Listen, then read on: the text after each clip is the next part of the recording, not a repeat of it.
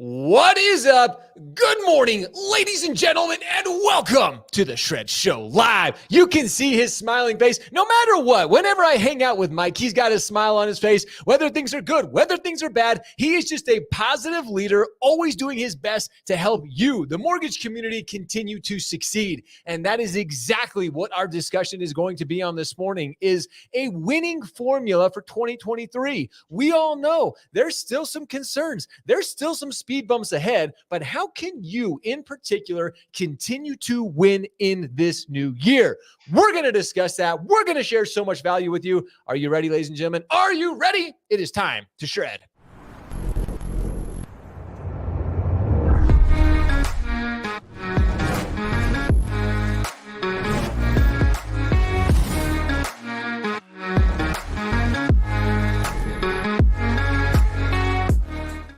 Ladies and gentlemen, good morning, and again, welcome to the Shred Show Live. I have got CEO and co-founder of NEXA Mortgage, Mike Kortas, hanging out with me this morning, and I've got to admit, I was actually just came off a town hall of the entire NEXA Mortgage company, and Mike, I've got to give you some respect and props because you are just a no BS, straight to the point, black and white guy. Like when I sit on these towns, you invite your entire company to these to listen in, and you just kind of share as it is. Some people may say it's a little rough around the edges, but I have so much respect and appreciation for leaders like you who just share the down, the dirty, the things we need to know as a mortgage community. That's what our discussion is going to be around today. But I've just got to give you props, brother, because it's so good and so refreshing to see a leader like yourself just be honest with the community. I really don't know how others live not. I mean, I don't know. I couldn't imagine running a company of this size, like having some secret or having some special announcement that they don't tell anybody that works there. I just can't imagine it. Sure. Right. I just spill it all and tell it how I feel about it. And if not everybody at Nexa agrees with everything I say, certainly, or feel, but they certainly know how I feel. So.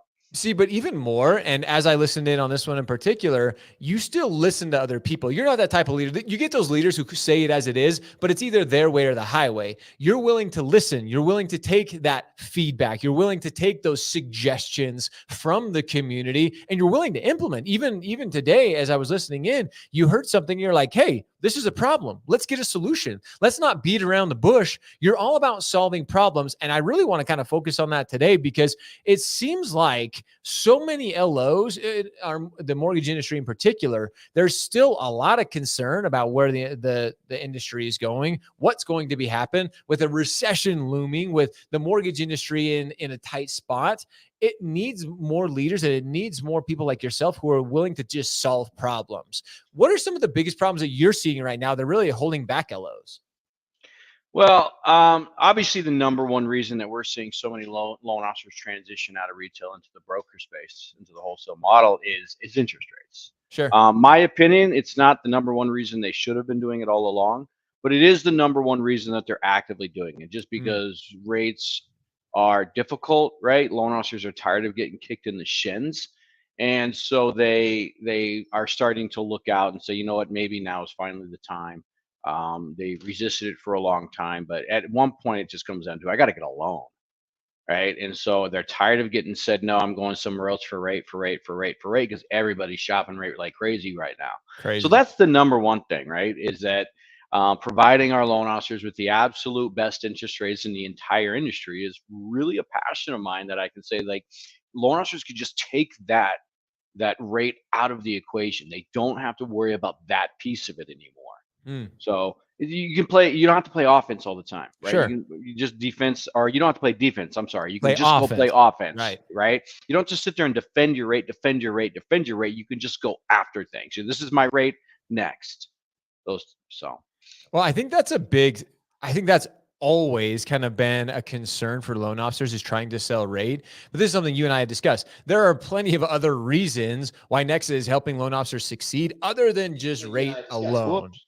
That's just Sorry. that. No worries. That's what we're live. It's all good. That's what happens. But so rate alone is just one of those things. But there's so many opportunities and so much other value that NEXA is creating for loan officers as they make a transition. Oh, there's a ton. I mean, I always tell people rate is the least of the reasons that you should be here at NEXA Mortgage, right? The number one reason that somebody should be at NEXA Mortgage, a loan officer, the number one thing they realize when they're here for 3 to 4 months is they look and they go, wow, products. I should have done this a year ago. Not for the rates a year ago, right? Or 2 years ago, but for the products, for the ability to say yes to customers. Because when you have the best rates in the industry, customers say yes to you.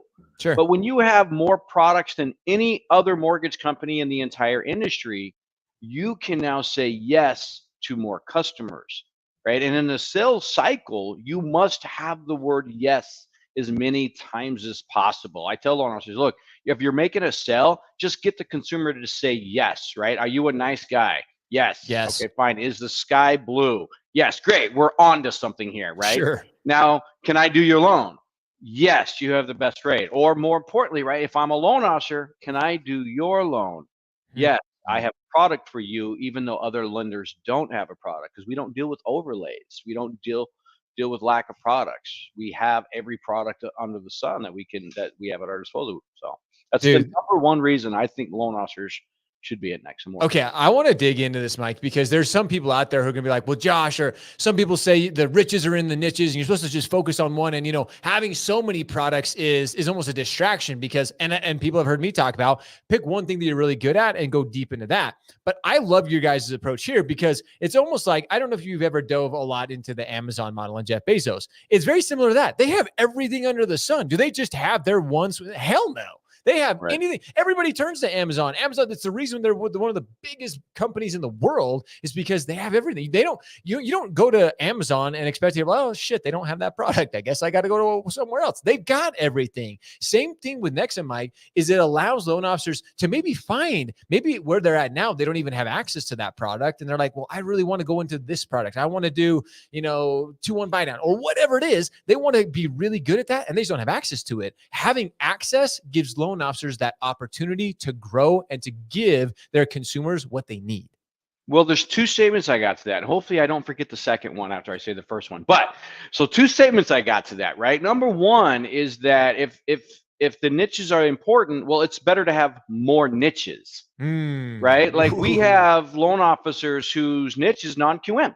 Sure. And they're doing really, really well right now.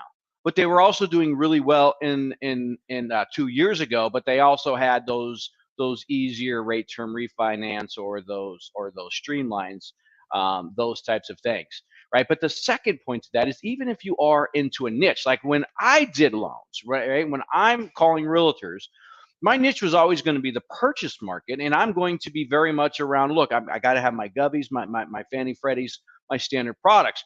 But what I couldn't have is the overlays that lenders have. And any lender who says they don't have an overlay is full of it.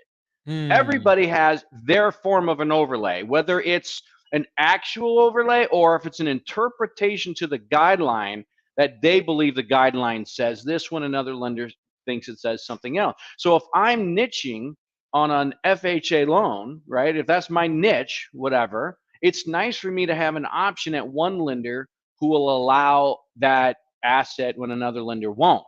100%. Right? It's the lack of overlays that as a broker at NEXA, I don't have to deal with that. I don't have to deal with overlays. And that's just as important as having access to over 190 investors alone, because the more investors you have, the lack of overlays you have to deal with. And anybody who says they don't have an overlay, I ask you, what's your minimum credit score, right? Because what's your minimum credit score, for example, on VA?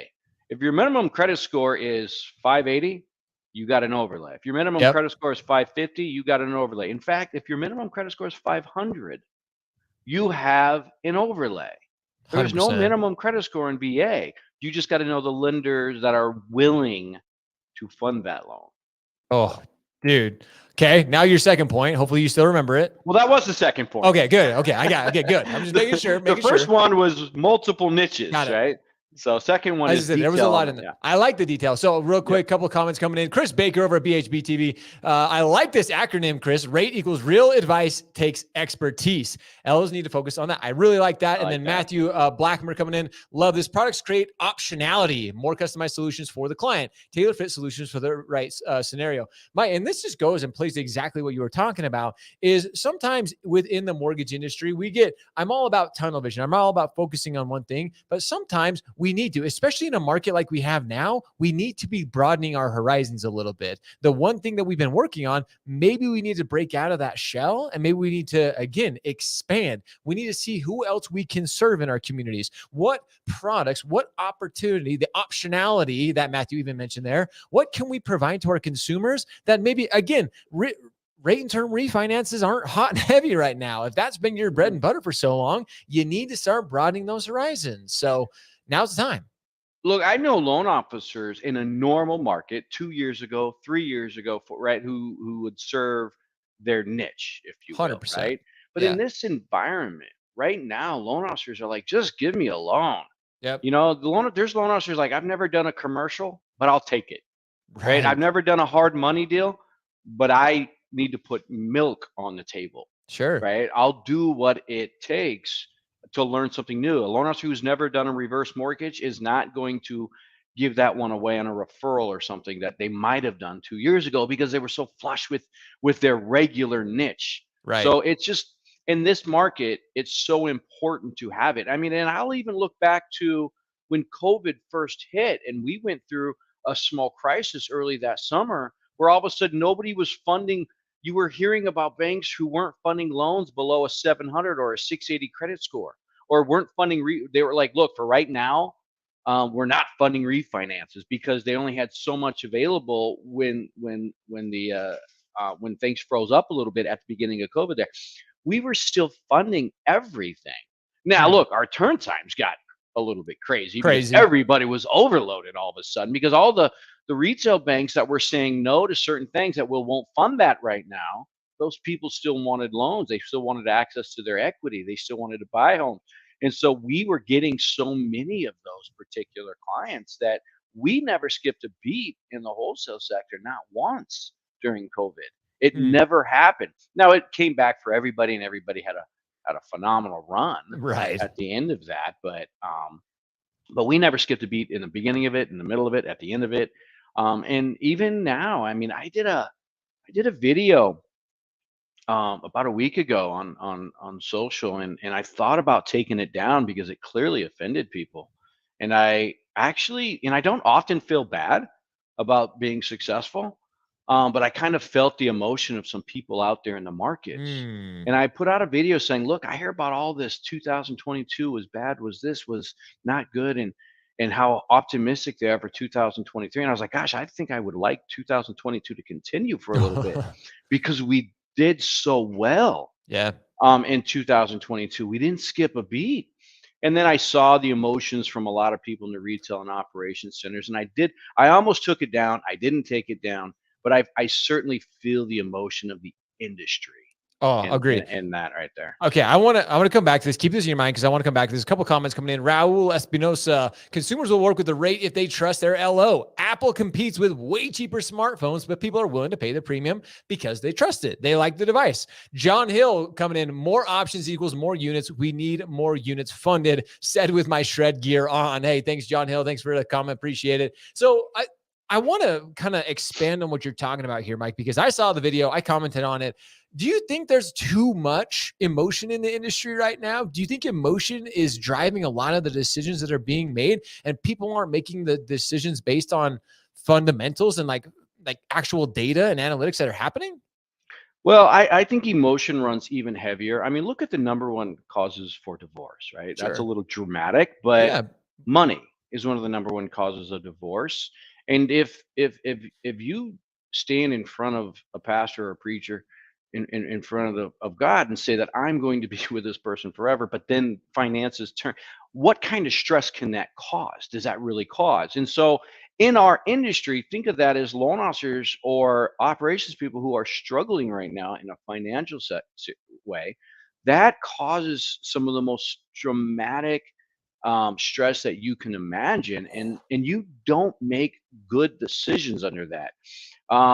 Look, I'm a grinder. I've worked my tail off for years. I won't apologize for being successful and for having reserves because I came from absolutely nothing. I remember dearly those moments when the finances were setting in and I couldn't figure out how to pay my rent. Sure. And I will never forget them. I remember the financial crisis when I couldn't figure out how to get milk. I remember them and I hold them dear to me. So I understand them, but I can tell you that I can make clearer, better decisions knowing that I was able to save, Mm. a good six, make sure every, a nest egg. And so I believe people are making bad decisions. Based on that. But look, some loan officers, if you didn't really have your heart into this, this is not the time to continue either. Oh Right? man. Let those loan officers that are professionals continue this thing on. We'll take the torch from those loan officers who just wanted to try and make a dollar in this business for a real quick buck. Let us professionals take it from here. We'll help the purchase markets moving into 2024 because not everybody should have been in this industry. So we Dude, had such an inflow of business that it was going to be necessity, but it's okay. Is the point to say, hey, look, it's not for everybody. So. bro, this is again how I started this entire episode. Why I have respect for you is you speak it as it is. Some people may hear that and they may be like, well, Mike's telling us to get out of the industry. No, we want to see the successful LOs. If you're willing to hustle, to do the grind like we talked Yes. about, then yes, like there is a spot for you here. But if you were in it to make a quick buck, we're giving you the permission to be like, hey, now's the time. Like these next few months, they're going to be a grind. They're going to be difficult. And if you're struggling now, it's just going to get more and more competitive. The people who are willing to put in the hustle are the ones who are going to step up. So if that's not you, now is the time to be like, all right, I got to take care of my family. I got to go find. And you shouldn't look at it as a step down. You should be willing to do. And as you mentioned, Mike, you and I were back in the crisis. Like we did what we had to do to provide for our families. That's what it comes down to right now. No, 100%. I mean, you have to be willing to put in what it takes to do this. I see brand new loan officers in our academy program that are brand new to the industry, like just picked up their license in December. And I'm like, people are like, what were you thinking? Right. But I see brand new loan officers coming in, doubling, tripling the applications of 15, Dang. 20-year veterans in this business. And these veterans going, oh my gosh, what am I supposed to do in this market? I'm like, do what you did in previous markets that were down. But the heart has to be in it. And if it's not in it, you've got to find it. Right. And because if you can't find it, man, it's going to hurt. It's going to be painful. But anybody can do it. I tell people, we're like, guys, we're not starting a landscaping company here. We're not digging ditches. I'm not going to ask you to shovel rock. I'm asking you to pick up a phone and let somebody tell you no. Yeah. Right. Let a couple consumers, let a lot of realtors tell you no. Let them say, I don't have anything. Figure out how to grow their business with them. Ooh. Give yourself access to more products, better rates. Give yourself the tools necessary, but then learn how to figure out how to grow your business with your partners, and you will make this through. Yep. No matter who you are, no matter how little experience you have in this business, you will find your way if you show up, hustle, and repeat every day. Freaking got it. You know every day, though. So. See, but that's just it. Is right now that you can't take the breaks. Matthew Blackmer saying again, all experiences are so valuable and valid, but the masters of today are only that. Learners will inherit tomorrow. Very, very good point. Yep. And to your point right now, Mike, is the ones, even the newer LOs, they're coming in. They're the ones willing to hustle. Some of these veterans are like, well, what am I doing wrong, Mike? Like, I'm still doing the same things. The industry's evolving. Time is evolving. As I talk about on Shred and with Shred you mentioned this little device. You can use it to reach more realtors, to create more value. You need to be thinking and seeing how the industry is evolving, and you need to keep up with that. I'm all about making the phone calls. I'm all about making the connections, but there are better ways now. There are new opportunities on the horizon for you to start looking at. The old ways of 20 years ago, we're evolving as an industry, which in my opinion, going back to your point, Mike, it's a good thing. This is good for all of us to see evolution. Again, going back to Amazon, look how Amazon has changed retail. We've all got to evolve or we're outed. 100%. I look at look, years ago, I used to do for sale by owner marketing. Yeah. Today, I'm still a believer for sale by owner marketing. I just do it in a different way. Sure. If that loan officer is literally saying, "Hey, Mike, I'm doing the same thing I was doing 15 years ago," well, maybe that's part of the problem. You can't be doing like the exact same thing, right? It doesn't work to knock on somebody's door that has a for sale by owner sign anymore. They probably don't even have one, by the way, Right. like they used to. Yep. And second of all, they're going to think you're crazy, Yep. right? It just doesn't. It's just not normal anymore. So there's better way. In fact, I think it's awesome because with technology, I can reach more of the same type of marketing that I used to reach before. Bingo. But I'm just willing to try something new. And some of our old school guys in the industry need to just get out of the comfort and just do the new things. They don't love the technology. I see so many people who just don't love the social medias. Good. Then take it one video at a time. Take it one post at a time. You bet. That's Right? exactly Just it. Yep. start. If you're not comfortable to do it every day, do it once a week. And then do it twice a week. Yes. And then 3 times a week. And then hopefully by next summer, you realize the power in it and you've got some deals that you'll be able to reference. Well, that came from my Twitter feed. That came from my Facebook feed. Then you'll see the power in it and you'll start doing it every day. Dude, and I love, you are one of those leaders, and you mentioned your post. You post regularly. There's so many people out there that are preaching like, oh, you need to be out there on social media. You need to be posting, but they're not practitioners of it. You are posting. You and I even had this conversation a couple months ago as we were chatting and collaborating together. And I started seeing this continued uptick from you, leading by example and not being perfect. You even did a video saying how imperfect you were, yet you were still willing to put yourself out there. And whether you don't want to adopt technology, whether you start once a week, once a month, whatever it is, you have to see that everything is trending that way. Everything is trending. Our eyeballs are on these, whether it's a computer screen that we're looking at, whether it's a TV or a telephone, not TV. Things have evolved, and just start somewhere. Find somebody that can help you with that. Reach out to us. Our shared community is designed for that. But I want to transition this, and I want to kind of end on this, Mike, because you've done so brilliantly. You've given LOs a couple things to be thinking about.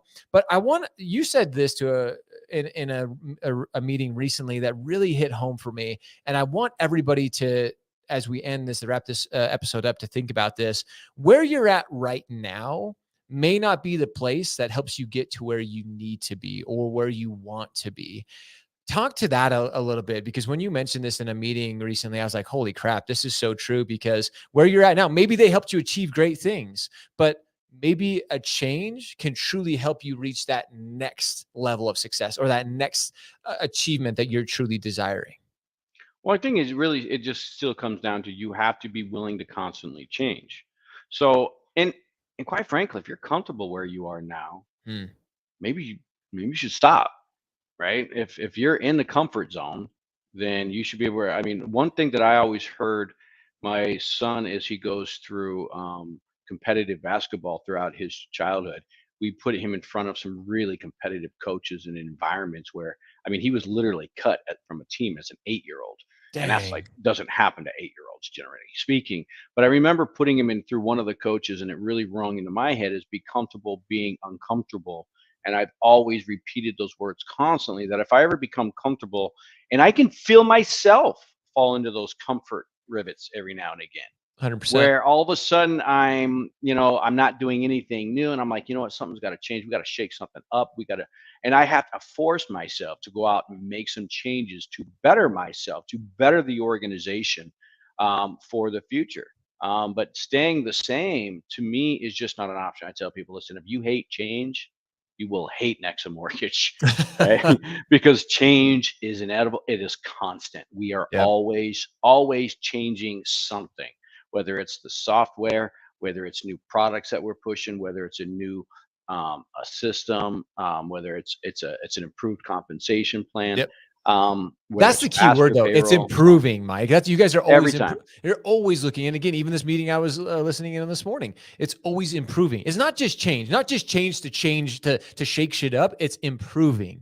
And that's something that you and your organization continue to do. And I continue to see it firsthand, is it's always, even if it doesn't have to be this grand improvement overnight. It's just those small, little, tiny improvements that make the difference. Most improvements are small, but man, when you add them all up, it's something.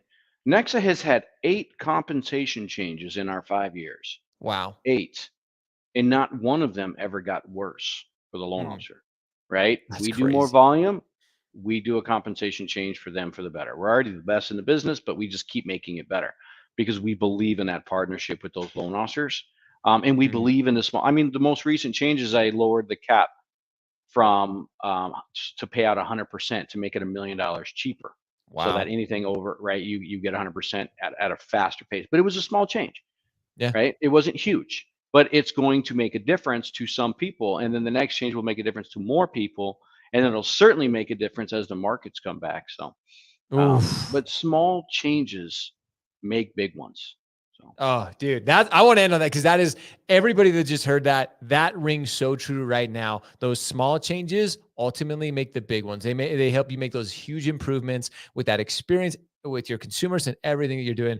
Mike, this has been absolutely incredible. You're truly one of those leaders that, again, I've got so much admiration for because you're leading by example. You're not just talking the talk, you're walking the walk. You're putting your money where your mouth is. So thank you so much for all that you do. Thank you so much for all that you shared. And again, if people have questions about NEXA, where should they go?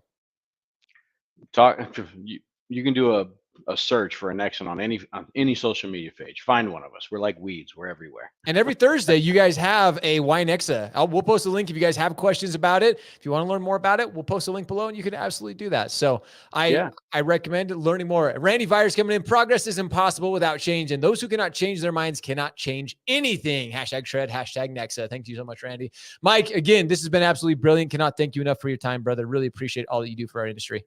All right. Thanks, brother. Thanks for having me. Guys, as always, this has been an incredibly insightful episode. I know you have got value out of this. Go back, rewatch it, share it with your organizations, because what Mike has shared today, it will truly help you with the winning formula for 2023. With that, as always, we appreciate you. We love you. Now it's time for all of you to go shred, go show up, hustle, repeat every day. See you.